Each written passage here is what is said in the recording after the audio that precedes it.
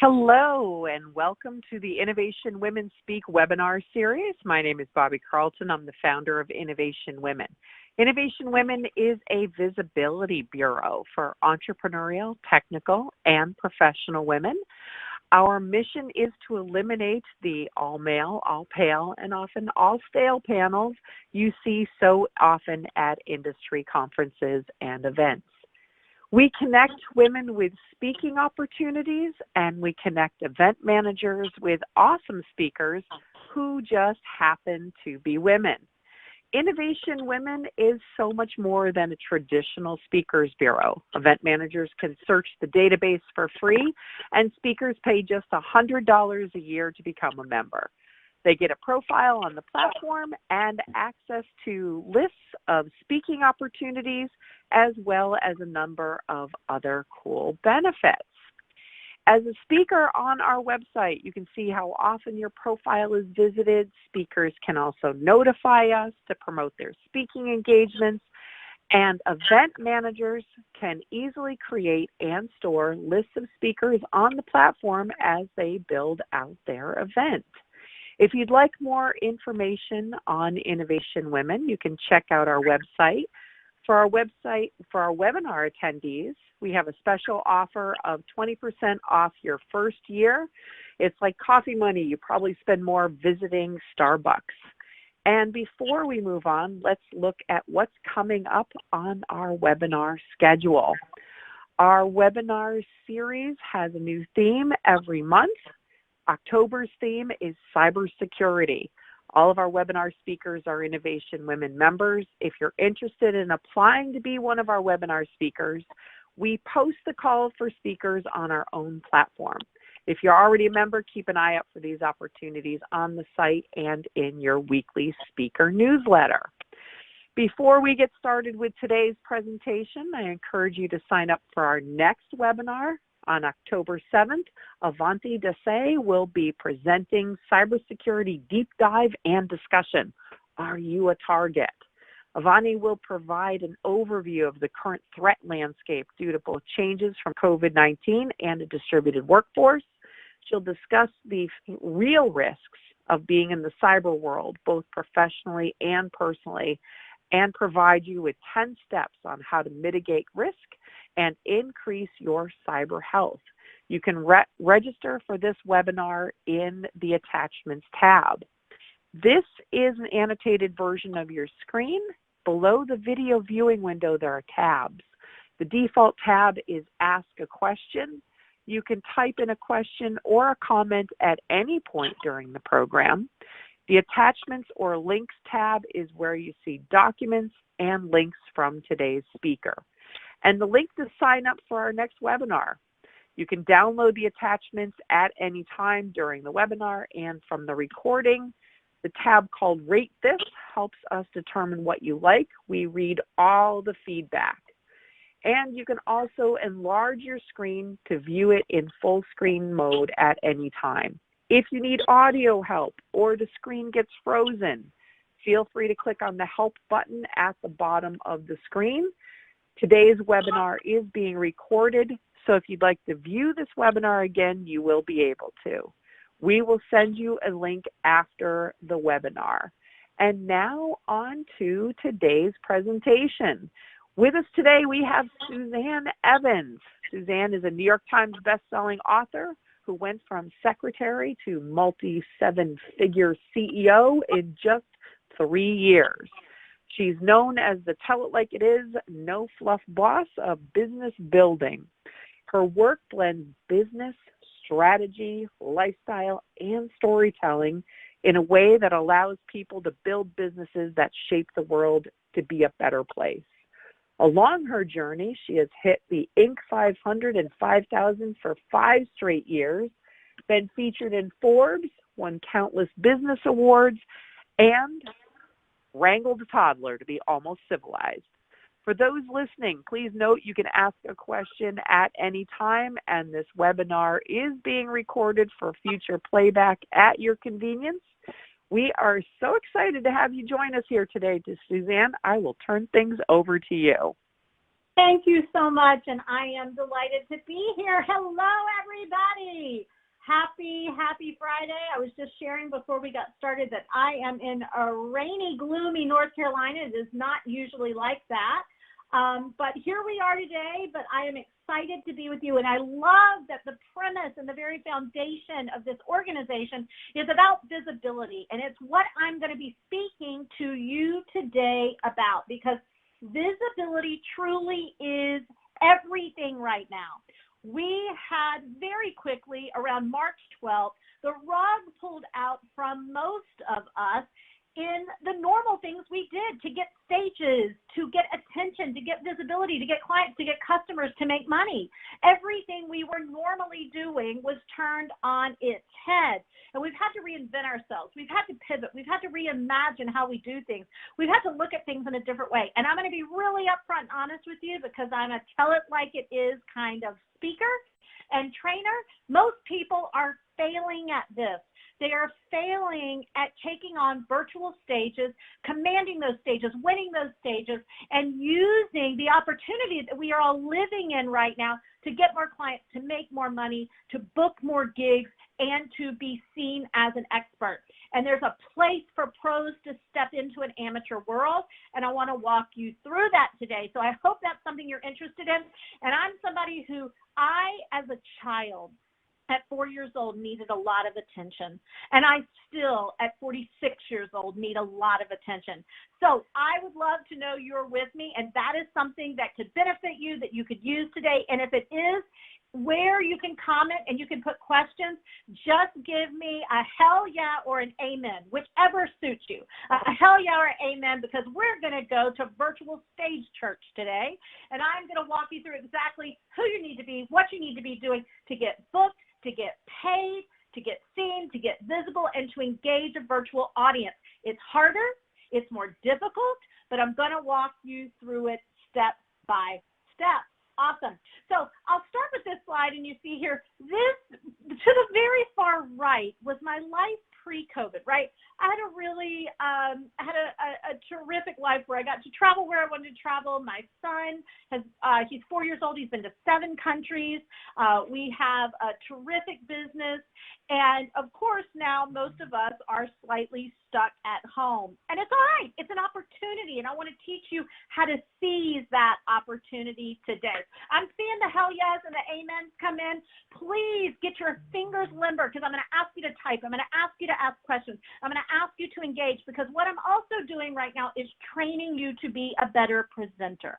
I'm training you to be a better speaker. So if you want to be a better speaker, if you want to be a better trainer, if you want to understand the rules of engagement, you start by engaging now, because here's something I want to tell you. I want you to know that watchers don't win. That's a write or downer. Get out your pen, get out your paper, get out your Post-it notes. I will share what are Post-it note moments throughout this talk today as well. Watchers don't win. You can't be on the sideline and expect to be able to win. So I want you to be engaged today, not only today, but in everything you're doing, and that's part of what I'm going to be teaching. So there's my little New York Times bestselling book. Number 5 on the New York Times bestseller list, The Way You Do Anything is the Way You Do Everything. And let me tell you how I got to here today. Let me just spend a few minutes sharing how I came to be an expert on this topic. So about 11 years ago, I was an assistant. I was a secretary working in the Broadway theater industry. I helped open 5 Broadway shows. And you know what? It was pretty fun. It was actually an interesting life. So if you're a theater nerd or you love Broadway, put in the chat your favorite show, your favorite play, your favorite Broadway experience if you have one, because I'm a massive theater nerd. So for 11 years, I was working in the Broadway theater industry. I was putting Reba McEntire into Annie Get Your Gun and Usher into Chicago, and it was actually a pretty interesting life. It was a fairly interesting experience, except I wasn't making any money, and I wasn't sure what I was going to do with the rest of my life, and I knew that I needed to do something with the rest of my life that gave me financial freedom and gave me time freedom and something I really loved and that I wanted to do. So I went on this journey of figuring out who I wanted to be when I grew up. And I will bore you the details of all the different things that I thought out and experimented with and tried, but I landed on coaching. So let me paint this picture for you. Fiddler on the Roof. Okay, yes, right. One of my favorite, Wicked. Here's a funny little story about Wicked. So the producer of Wicked had my job before I had it. He is David Stone. He's an amazing individual. I'm quite friendly with him. To Kill a Mockingbird, one of my absolute favorite plays. 911 musical. I don't know if I know what that is, so educate me. Whoever put that down, please tell me what that is. I'm not sure that I know what it is, and that surprised me. I feel like I always know every piece of theater out there, but I love that we've got some theater nerds here.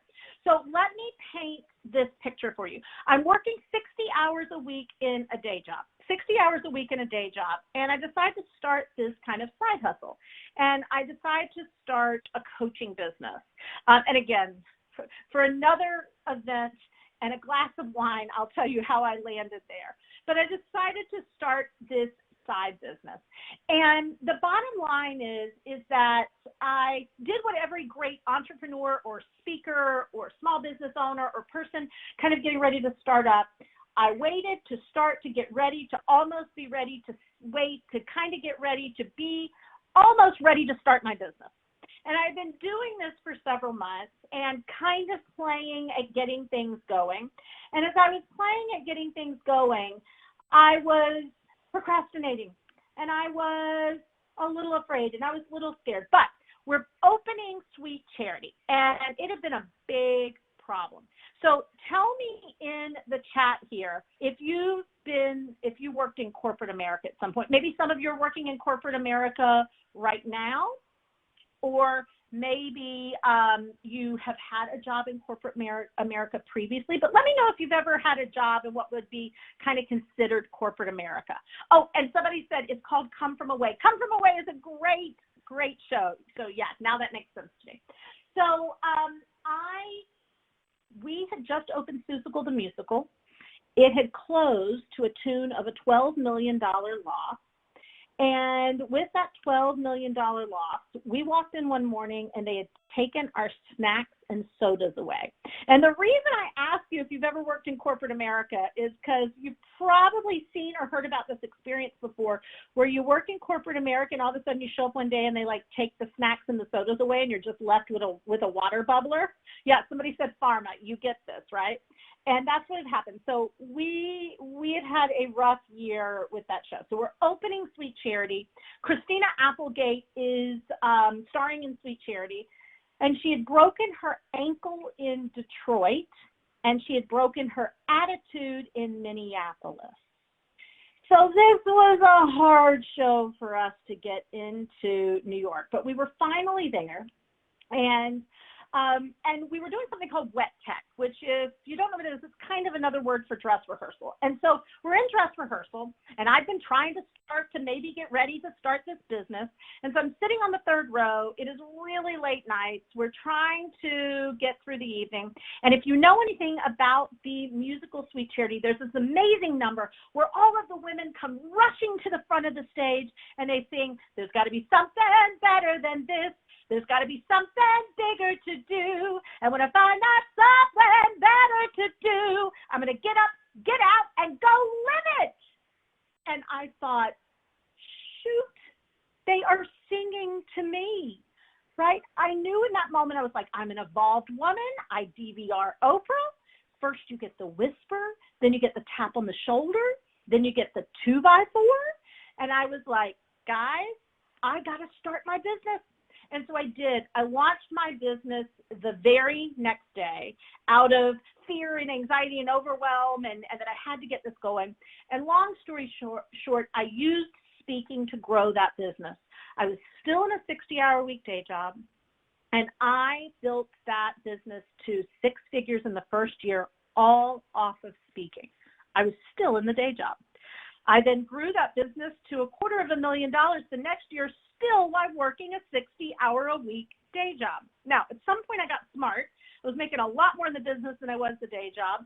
I left the day job, and we launched the business we are now, Driven Inc. That's INC, not INK. We don't do tattoos. Driven Inc., and it is a business coaching and educational company for women small business owners who are looking to make more money in their business in record time. And we coach on speaking, and we coach on marketing, and we coach on sales. And that is the business that in 10 months' time we went to 7 figures, and here we are at multiple 7 figures. We've been on the Inc. 500, 5,000 for 5 straight years. It's fastest growing companies in America, and my New York Times bestselling book. And I share all of this with you because if a secretary can do this and use speaking as a platform to get clients and to grow their business, you can do this. The problem is you got to know how to do it. You got to know how to do it in the times that we are in. So I'm out speaking, guys, all over the world, and I'm on planes all the time. And then this fella comes into my life named Adrian. And Adrian is my son. And of course, I didn't want to be on planes all the time. I didn't want to be traveling all the time. And so I really backed up. I was speaking 2 to 3 times a week, a month, sometimes a week. And most of those were traveling to do that. And so I really backed up, and I was just speaking on occasion locally. And COVID came about, and what COVID did was turned everyone virtual.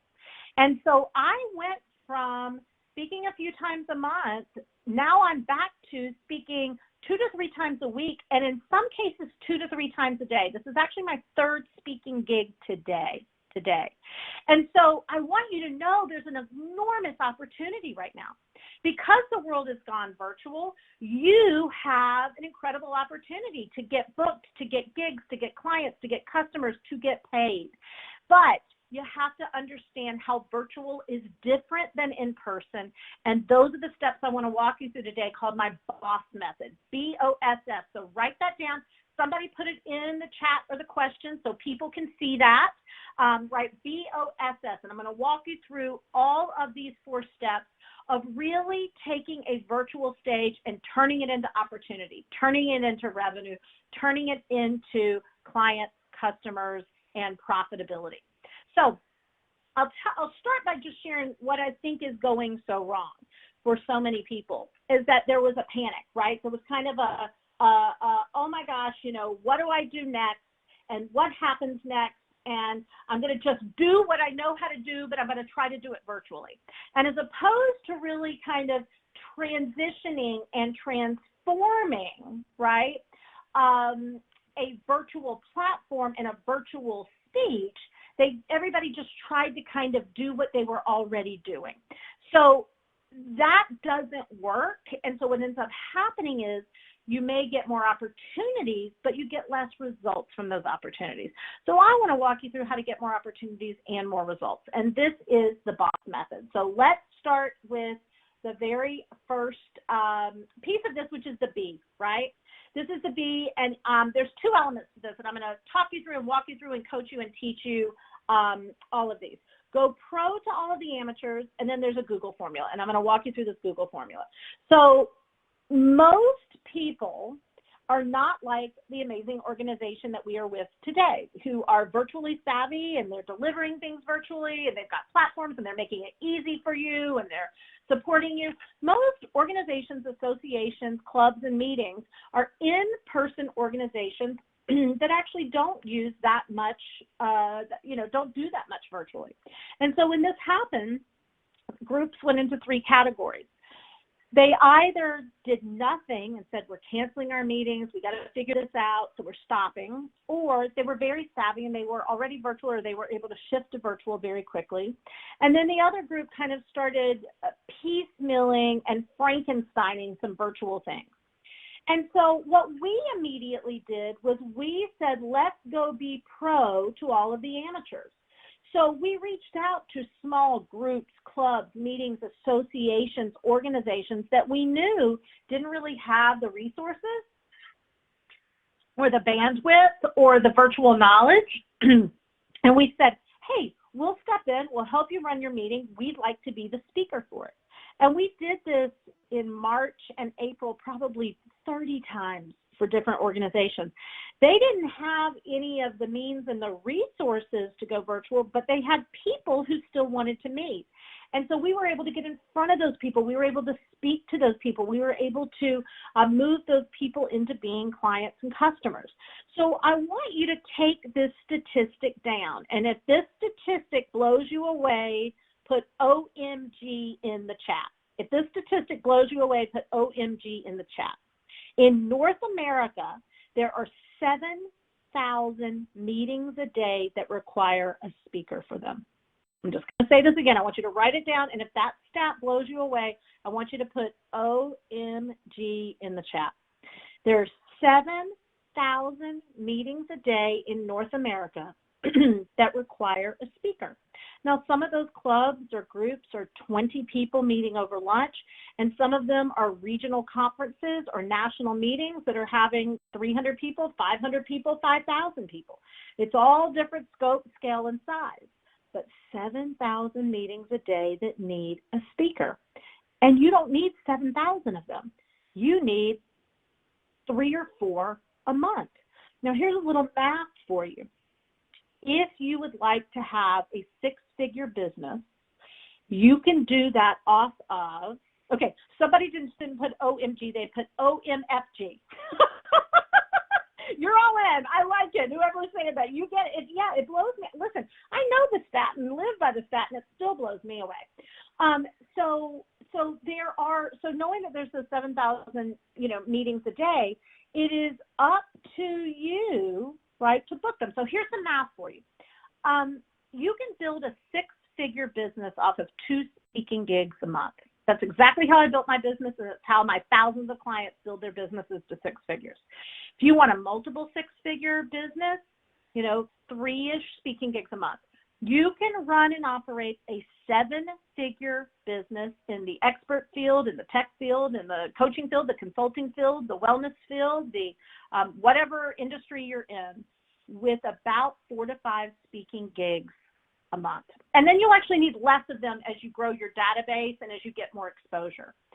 So here's an interesting analogy, and I'm going to show you how to find these gigs.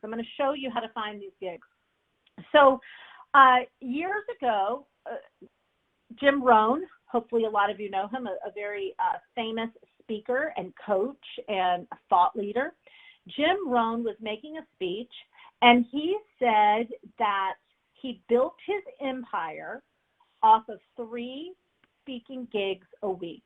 He said, all we did in the beginning was we booked me to speak anywhere I could speak for 3 speaking gigs a week. Tony Robbins, which I'm sure all of you have heard of, Tony Robbins heard him say that, went to his small team at the time and said, let's book 3 speaking gigs a day. He said, let's book 3 speaking gigs a day. He did, and built the empire he has. So there is no doubt about the fact, if you play a volume game and you book yourself, you will get clients, you will get more speaking gigs, you will get referrals, you will make money, you will be profitable. So what is this Google formula? So every speaking gig I have ever gotten, with the exception of some referrals, has been off of Google. We, back in the day, I did this all on my own, and I'm going to walk you through exactly how you need to be spending your time for this. But back in the day, I did this on my own. Now I have the amazing Allie, who pretty much her entire job all day long is to Google opportunities for us. And there's a Google formula that you use to find ideal speaking gigs. And it is organizations plus your target market plus geography.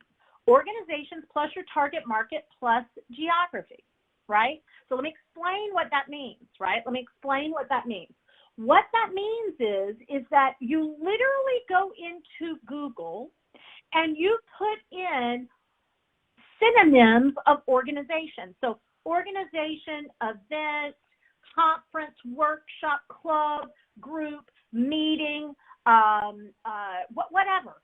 And you do that, and then you put in your target market. In my case, my target market is female business owners, and then you put in geography. And this used to be really critical pre-COVID and pre all things being virtual, because you're like, maybe I don't want to travel, or I can't travel, so I'm going to put in North Carolina, or I'm going to put in my town, or I don't mind traveling a little, but I can't go across the country. Now you can put in anything geographical because everything's being delivered virtually, so you're going to be able to say yes to everything, right? Okay, I see a question already that's saying, what's the back end that generates the revenue?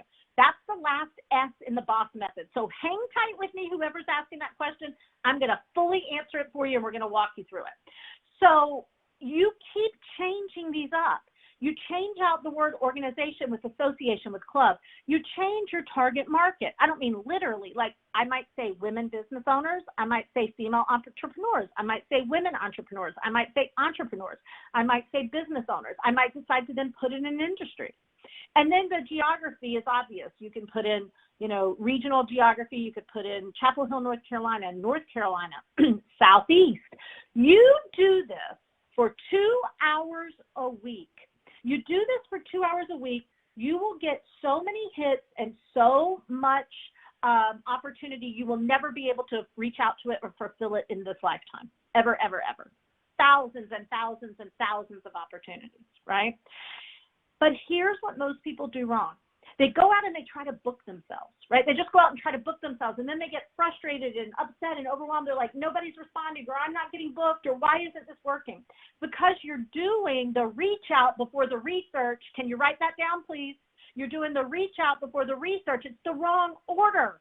You want to be doing the research and then the reach out. So when you do this research and you won't forever need to do it for a couple of hours a week, but, do it for the time you can right now, and you have a big list of places to reach out to, then it gets really easy. Then it gets effortless. I always kept something called my Reach Out 100 list, and I always had 100 places that I could reach out to be able to try to book myself to speak. And I always keep replenishing that list by doing my research time every week. So then you're not overwhelmed and frustrated and already behind the 8 ball in reaching out to people. I'm like, boom, I got my Excel spreadsheet, I got my phone, I got my email, let's reach out to people. Now, the other thing I will add, and then we're going to move on to the first O, is, the other thing I would add is, most of you call people if you can. The phone is still to this day our best tool in reaching out and marketing ourselves. But if an email is what's appropriate, because that's what's appropriate, or it's the only contact information you have, do not send them all your details and your sizzle reels and your information and your birth date and your blood type. Most people who book speakers are in a voluntary position. They have volunteered to do this, and they have jobs, and they have kids, and they have families, and they have stuff to do, and they don't want to read all your stuff. And it's going to go into the virtual trash can. If you want to try to book yourself for let's just say the Kentucky Women Realtors Association, you're going to reach out to that contact with an email, and all you are going to say is, do you accept outside speakers at your meeting? That's all you say. Here's why. Because they could ignore you, but mostly they're going to respond because it's an easy response. And if they say no, then you can just move on with your life and you didn't send all your stuff. If they say yes, now you've put them in a conversation. You have tricked them. I mean that in the best way. You've tricked them into being a dialogue with you because they go, yes, we do. Then you're able to write back and say, wonderful, I would love to be considered. What is the next step in doing that? Guess what? They're now in a conversation with you. They're going to tell you what the next step is as opposed to you assuming what the next step is. So if that was an aha, can I get aha in the chat? If that was an aha, put aha in the chat. You're giving people too much stuff. You're burdening people too much. You're asking for too much in the beginning. Keep it simple, keep it clean, and engage them in a dialogue.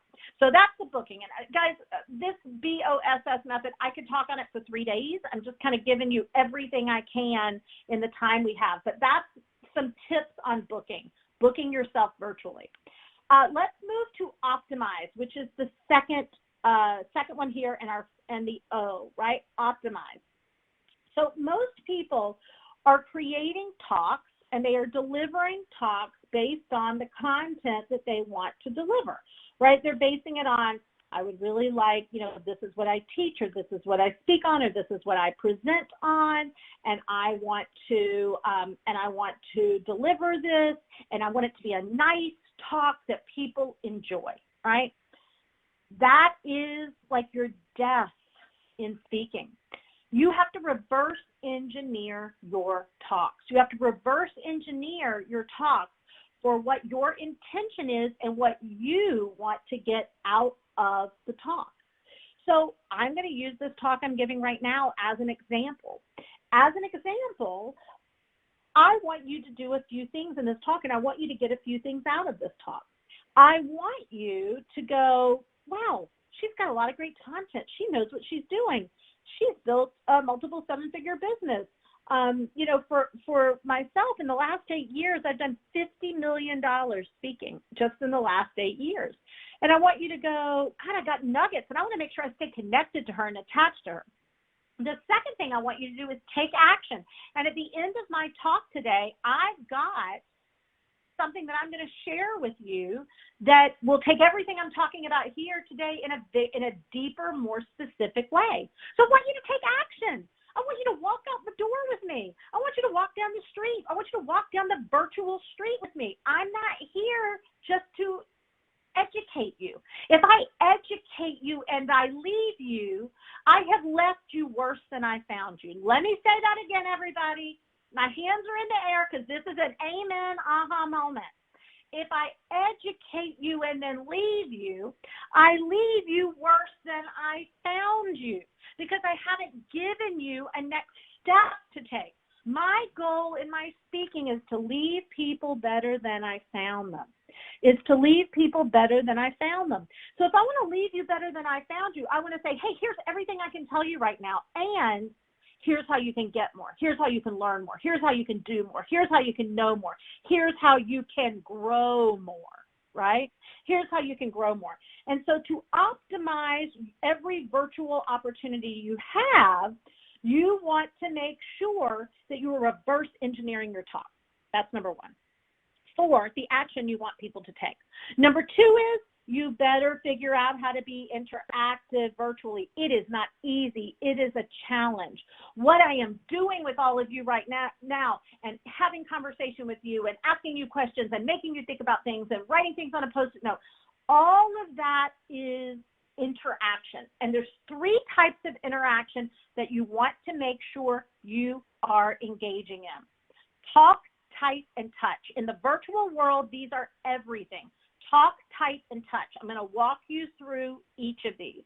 So I'm wondering if some of you can share in the chat right now, what are ways you've noticed and maybe that I've done different than other speakers you've heard before, or maybe I've done it the same as some other speakers you've heard before. What have I done to engage you? What have I done to bring you into the conversation as opposed to lecturing to you? So I just love to see some of what you've experienced of my talk so far, of what has engaged you. So let's talk about the talk, type, and touch. And as I see some of those ways that I've engaged you popping into the chat, we'll talk about those. So talk. I want to be in a dialogue. I don't want to be in a monologue. That's a writer-downer, everybody. I want to be in a dialogue, not a monologue. And for me to be in a dialogue, I need to bring you into the conversation, which you'll see when I first, I ask you what your favorite Broadway show was, right? I've actually never asked that question before in the history of me giving a talk. It came to me in that moment, and it's a question I really love because I love Broadway theater. And so I asked that, and then I can start talking about it and go, oh, wicked, let me tell you a story about David Stone, or I could come back to you. This platform and a lot of platforms you have a delay on, so this platform has a little 30-second delay, so interactivity requires that you be aware of those types of things as well. So I know the delay was there, but then I'm seeing you respond. I can ask you a next question, and now we're in a dialogue, right? We're in a dialogue. That's the talking piece. I don't want to talk at you. I want to talk with you. And you use questions, you use ideas, and you also don't want it to just be yes or no. You want to make more money, or yes, no. Like an interesting question that we all want to answer is like, what's your favorite Broadway show? Or, what's your favorite food, or what's your, I have a client who is in the weight loss category, and for virtual stages right now, she's saying, what's the craziest diet you've ever done? Everybody loves answering that because we have all done some crazy diet, right? And I'm seeing you guys say here, that I ask you things, make us put things in the chat. Absolutely. That's an interaction tool. Random fun questions. Yes, yes, yes, whoever said that. They're not all content questions because you want to have fun, right? You have to spend an hour with me. You want to enjoy the hour. You want to be entertained. You want to be moved. You want to be inspired. You want to be touched. You want to be prodded. You want to be poked. You want to be challenged. I want to piss you off. I want to make you think. I want to engage you, right? So, yeah, you're seeing the comments, conversational tone. Slides are not walls of text. You notice that I actually don't use a lot of slides. I tend to not use a lot of slides, very few slides in general. Because of this platform and it's audio only, slides I think are important because it's important for you to have a visual. So also know that. You guys are with me. This is awesome. You're giving great feedback. So that is the talk piece. The type piece is when you are in virtual situations, people are multitasking. That is the fact. Some of you are reading email and listening to me. Some of you are watching, you're texting your child or your kid or your spouse and you're listening to me. Some of you are making grocery list notes. You are multitasking. So when I show up in your house, right, and I say, hey, I want you to answer this question, or I inspire you or engage you to answer this question, that typing forces you out of what you're doing and into what I'm doing, and it matters, everybody. Are you already seeing, can I just like to, maybe I should have done a poll. You can do a poll on these, but I'll just ask the question here. I want to ask you guys, how many of you are seeing that virtual is different than in person? Like, just in the last 35 minutes, you're getting that virtual is different than in person, and that you have to show up differently. You have to engage in a different way, and you have to approach virtual differently. Now, the last is touch. The last is touch. And I did this in a couple of ways already, but I'll give you an example right now. So probably all of you have something in front of you that you're drinking, a coffee, a tea, a water, a juice, whatever. Whatever you're drinking, hold it up right now, and I want you to take a sip of it. Everybody just pause. Take a sip of whatever's in front of you. Some of you may have wine. Some of you may have vodka. God bless you. I love you. But take a sip of whatever you're drinking. Okay. I guarantee that all of you took a sip and you swallowed it. Now, I didn't tell you to swallow. I just told you to take a sip. And why am I pointing that out right now? Because I want these interaction tools to be as natural as you taking a drink of water and swallowing it. I didn't have to tell you to swallow. I don't have to tell you to breathe. And when you practice these techniques and you get people engaged and you get people in a conversation with you as opposed to talking at them, it really becomes natural for you. It truly becomes natural for you, but it does take engagement and it does take practice to do it, right? So that's the talk, type, and touch. And of course, it goes without saying, you got to have great content. And I don't have a ton of time to go into content today, but you got to know what you're talking about. You got to have great content. That matters. So let's move to the first S. And the first S is serve, right? So this is the boss method. We have BOs. This is our first S. Give it all away. Give it all away. I am giving everything I can to you guys in an hour today. I am not holding anything back. I'm not saying, oh, let me not give them this, and then hopefully they'll buy it from me. Give away your very best stuff. Give away your very best stuff. Give everything you can in the time that you can. And do not think if you give it all away that there won't be anything left for people to purchase or left for them to buy. Now, don't overwhelm people.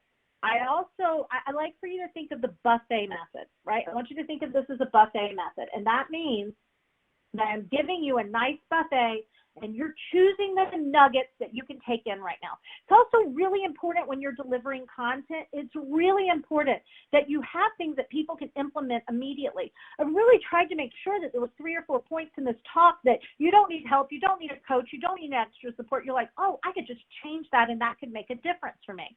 So you don't want to overwhelm people, and you want it to be really usable content, but you want it to be a buffet and you want to give it away so people really start to think about their choices and they really start to see what they could do and the solutions to the problems they have, okay? Okay, so what I'm going to give you next, you'll see here on the screen, speaking formula. And what I'm going to give you here next, I mentioned a little while ago, the last 8 years, I've done $50 million selling from the stage and speaking. And speaking and making free offers, but then after that we follow, in our follow-up that become clients. My clients, for what we've been able to track over the last 8 years, have done about 200 million selling from the stage and speaking. And some of them are paid keynoters, and some of them are making offers, and some of them are speaking for free. So this is the formula that I have used for every speech that I give. And it's the formula that I give my clients for their talk. So we'll spend 3, 4 minutes, 5 minutes going over it. So obviously I spend 3 days going over this formula sometimes, but hopefully this will give you a framework. Hopefully it'll give you an idea of how you can frame and create a really great talk that can get you results. And this works virtually and in person. So it's inspire, educate, ask, and motivate. Inspire, educate, ask, and motivate. And I'm going to explain to you what each of these means. And I really am, if you are multitasking right now, I'm going to ask that you really engage, because I'm going to ask for you guys to share some ideas with me for your talk that I can actually give you some feedback on and coach you actually here live in the chat. Inspire has 2 components to it: a whiplash moment, story, and credibility. Story/credibility. So the whiplash moment is something that grabs people's attention. It makes them stop multitasking. It makes them go, who the hell is she? It makes them go, this person is wowing this room. They're commanding this room, and I need to pay attention, right? And I need to pay attention. And so that is, so I'll give you a few examples. So sometimes you can do that energetically if you're in person or if you're on a Zoom. And sometimes you can do that, with a statistic or a quote or a thought. So I have a client who works with caregivers for their elderly parents. And she comes out with a stat, and the stat is 60% of caregivers die before the person they are caregiving for. Wow, take that in for a second. Anybody who's caregiving for a parent hears that and goes, oh my gosh, that's going to be me. I am exhausted. I am overwhelmed. I am stressed out. That's a whiplash moment of a statistic. I tend to energetically come out in whiplash. I have a big personality. I will come out and say, how are you guys today? I'll tell you a whiplash moment that I used years ago. I was speaking to a conference, and I guess I was kind of confused. It was about 450 people, and I had no idea it was all men. I mean, it didn't matter, but I had no idea it was all men. So I get there, and I'm like, oh, this is all men. Now, you guys can't see me, but I'm a big girl. So just take the picture in your mind. I'm a big girl. And so I go there that night, and I'm like, wow, it's all men. So the next day at the end, I'm the only female speaker. It's me, and it's Gary Vaynerchuk, and it's Damon John, and I'm the only female speaker for 3 days. So I thought, oh, wow, this is interesting, and I really got to come out of the gate. So I take the stage, I come out of the gate, and I say, oh, my gosh, I'm so delighted to be here. I'm so excited. 450 of you, there's like 20 women, the rest are men. I said, I was standing in the back of the room last night, and I was looking at this amazing sea of attendees, all of you men here together, and I wonder, what do you think I was thinking? And somebody yelled out from the audience that men can come together and be powerful. It was a financial thing. And somebody else yelled that, like, men can be conscious around money. And somebody yelled something. And I said, no, I was standing in the back of the room, and I was thinking, even a fat chick could get laid in this room. Now, here's what happens. You have to be Suzanne, and you have to have that personality to be able to do that, but they never took their eyes off of me for the next hour. I had them in the palm of my hand. I made them laugh. I made them think. They thought, who the hell is she? And not everybody's going to have that style and personality, but you got to find what your version of that style is, right? You got to find what your version of that style is. And that's a whiplash moment. It can be a statistic, it can be a stat, it can be energy. And then you go into your story, you share a little bit about your credibility, and really the question you're answering is, what gives me the right? What gives me the right to be standing in front of you today and teaching you this material, right? Then the educate piece we won't spend any time on, because this is the piece you should all be good at. This is your content, right? This is what you're sharing. This is what you're offering. This is what you are teaching them, right? This is the problem that you are solving for them. And then the ask piece is where you make an offer. There are 3 types of offers.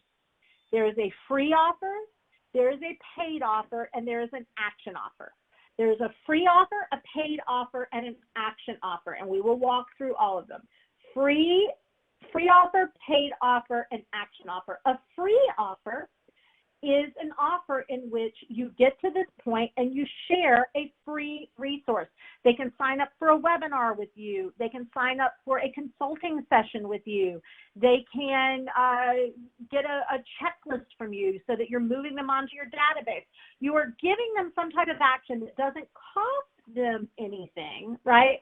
That doesn't cost them anything, but that moves them from whatever event you're at, virtual event you're at, to them being on your list or in your circle or getting on the phone with you. That's a free offer. Almost, I would say my career has been built off of 50-50. 50%, all my speaking has been for free. Now, I get asked to keynote. I get paid to keynote on occasion. I usually turn it down because I can make more money making offers than somebody can pay me keynoting. And we'll talk about that in a second. But that is typically a free offer. A paid offer is I am able to, at the end of the talk, share with you something that you pay me for, and in return, I deliver a product, program, or service. That's selling from the stage, and that's presenting a paid offer. That's the other 50% of my speaking for the most part.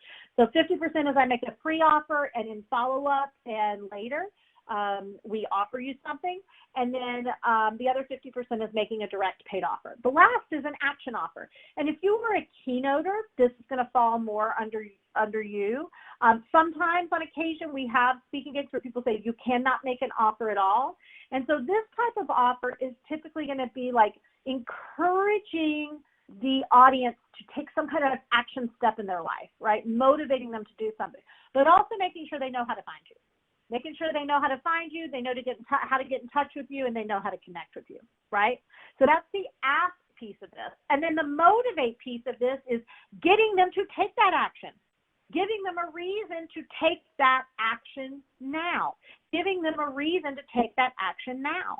And giving them a reason to take that action now is going to tie into my last S, which is sell. So we're going to move to that, and I'll explain that motivate section a little bit more.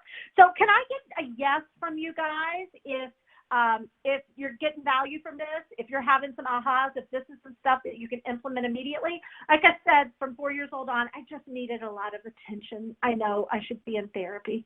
But tell me if you're getting something from this, because I want to make sure we're on the right track. I want to make sure you're getting this, and I want to make sure you understand and can see that you can use virtual platforms to get a lot of attention, get a lot of opportunity, and if you do it right, make a lot of money. Okay? So just let me know, give me a yes, a hell yeah, or an amen if we're on the right track here.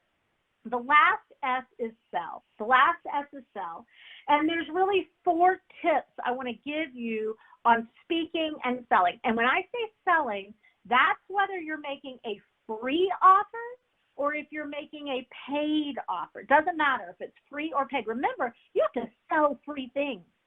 Sometimes free things are harder to get than paid things. So only make one offer, right?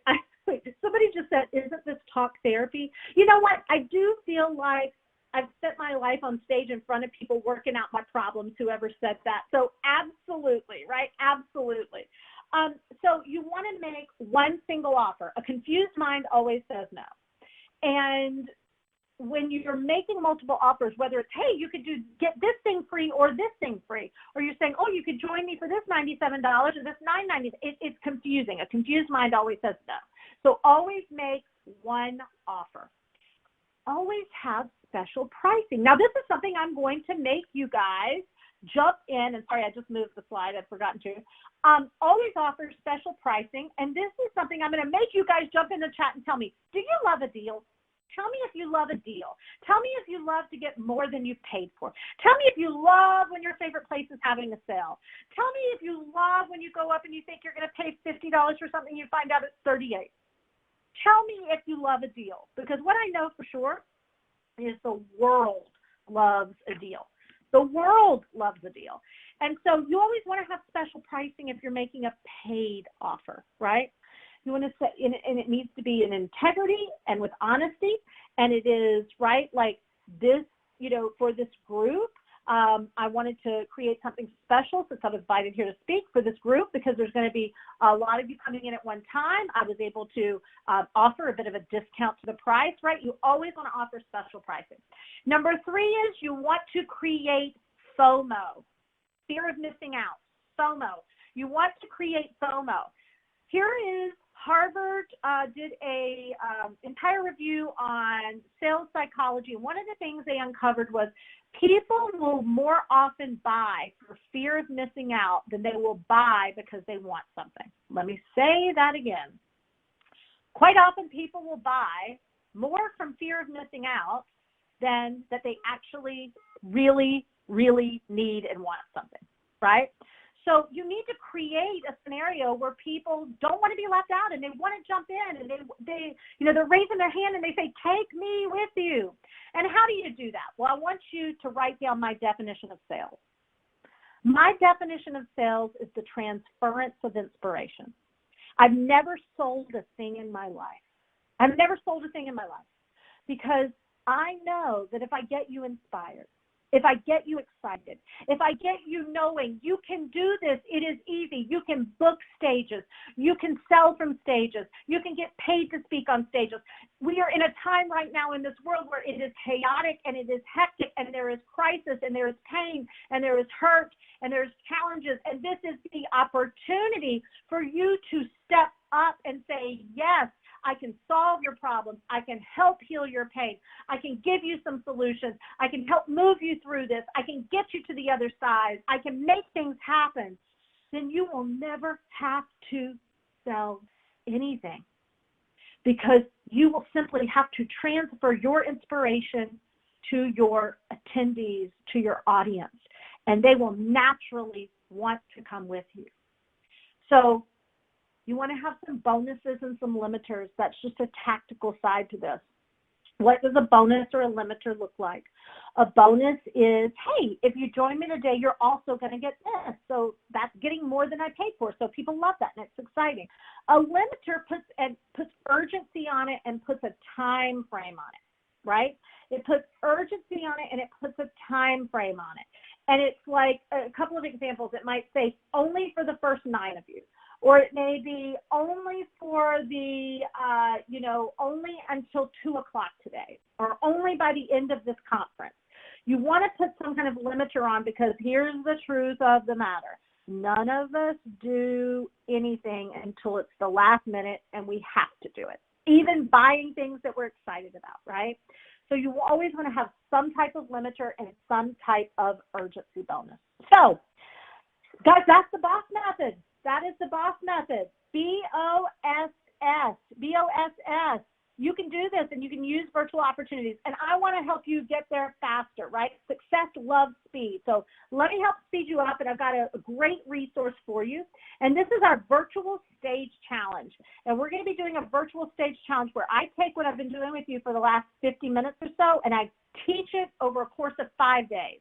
And you're going to get worksheets and content and information in your inbox, and you're going to get live training from me, and you're going to get some group coaching from me, and it's going to be a great experience. You'll be put into a group Facebook group. Sorry, let me go back to that. Into a Facebook group. Didn't mean to jump to your slides, sorry.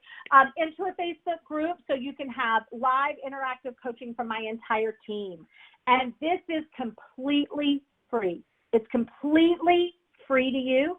If you go to the Virtual Stage Challenge page, which is virtualstagechallenge.com, you see it there on your screen, you're going to see that it's a $2,200 value, completely free, starting on Monday, October 19th.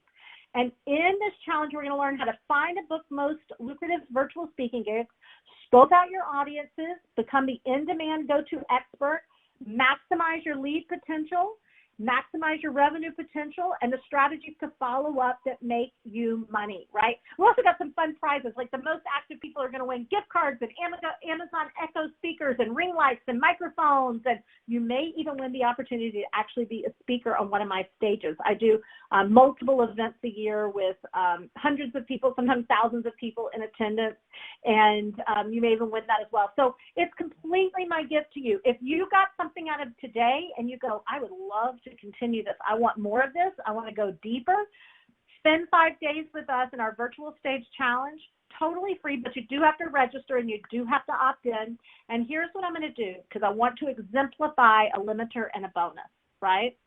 Oh, yeah, if you don't have Facebook, you can still participate. There's going to be some Zoom meetings. There's going to be some other things. You can't, you're in a visibility group, though. I will tell you this, who just said that. You may hate Facebook, but you're going to have to learn to love it while you hate it. Because you cannot be in this world right now as a speaker and a visibility person and not be on the platform. You don't have to be on it all the time, but you need to use it as a tool. So virtualstagechallenge.com, and here's what I'm going to do. The first, the first 7 of you that join us completely free in Virtual Stage Challenge, I'm going to gift you a ticket to my event that is coming up November 18th, 19th, and 20th. If you went to the website right now, the tickets would be $197, but I'm going to gift the first, what did I say, 7? My team will keep me straight. The 7 of you that are fast action takers and you know success loves speed and you jump into this, I'm going to gift you a $197 ticket to our Take the Stage event. And that's November 18th, 19th, and 20th, and that's virtual.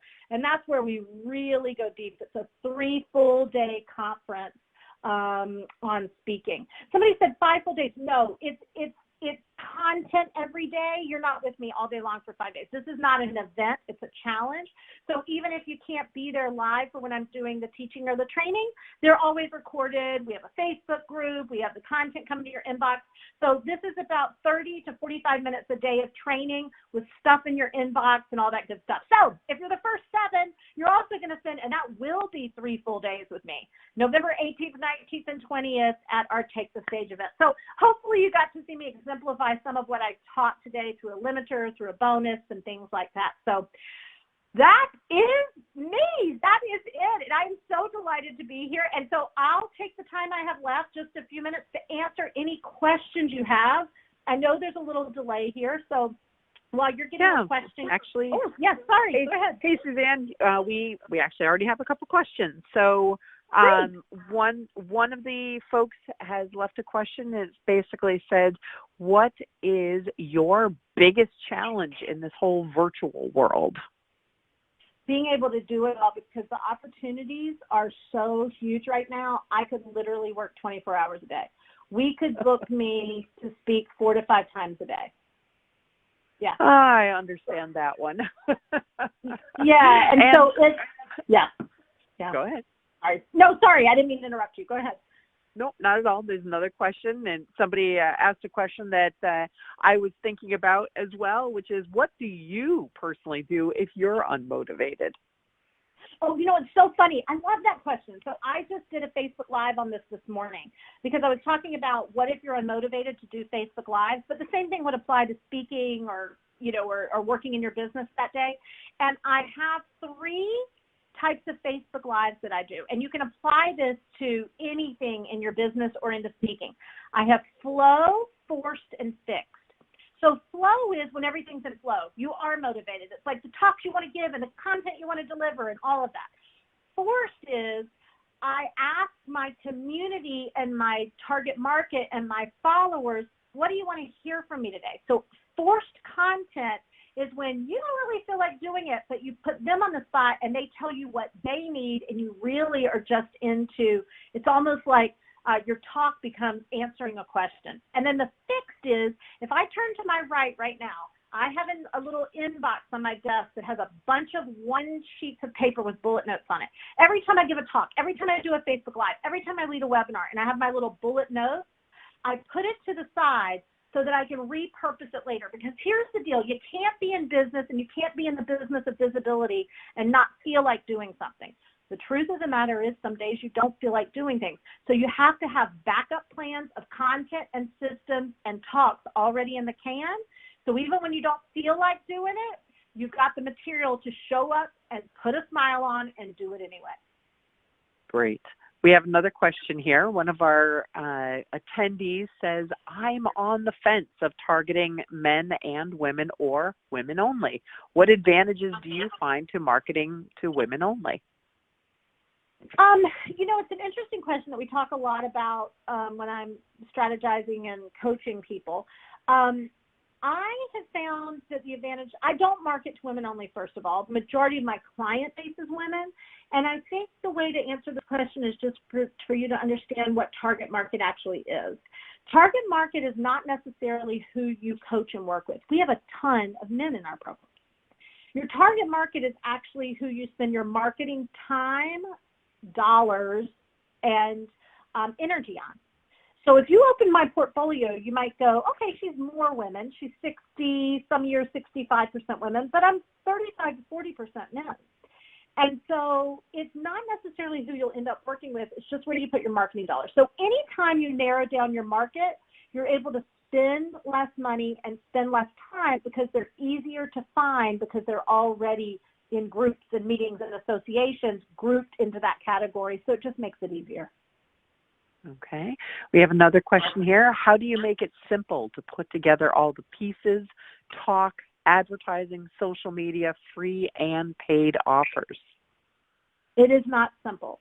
And if someone tells you it's simple, they are a liar. None of this is simple. It is the heart being in business, and whether you're going to be a speaker or a small business owner or an author or whatever it is the hardest thing you will ever do in your life. And it is the biggest course you will ever take in personal development. And I'll also go as far as to say, if you can do anything else besides this, do that instead. Because you can earn a nice, my dad was a farmer. I'm a 7th generation farmer's daughter. And my dad said that when he was young, his dad told him, do not be a farmer, go get a nice government job. And the reason he told him that is, being a farmer is the riskiest thing you can do in the world, right? Your life depends on the weather. And I think this is that in many cases as well, but I just can't do anything else. I love doing this. I wake up every day happy doing it.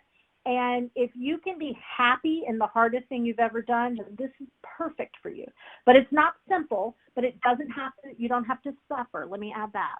Suffering is when you try to do it alone. You don't do it without a strategy. You don't do it with a pro telling you what to do. And you're out spending a bunch of money, spending a bunch of time, and spinning your wheels. So it's not simple, but you don't have to suffer. Great. So we're running to over, folks. Today's presentation was brought to you by Linus Magazine and My Speaker Leads. Linus Magazine is an online publication targeting female entrepreneurs, and My Speaker Leads delivers 100 event leads per week directly to your inbox. So we are at the end of our program. I want to thank Suzanne and everyone who joined us. Before you sign off, take a moment to give us your feedback, and don't forget, for attending today, you get 20% off your first year membership at Innovation Women. We'll talk to you soon, all folks. Thanks again, Suzanne. Thank you.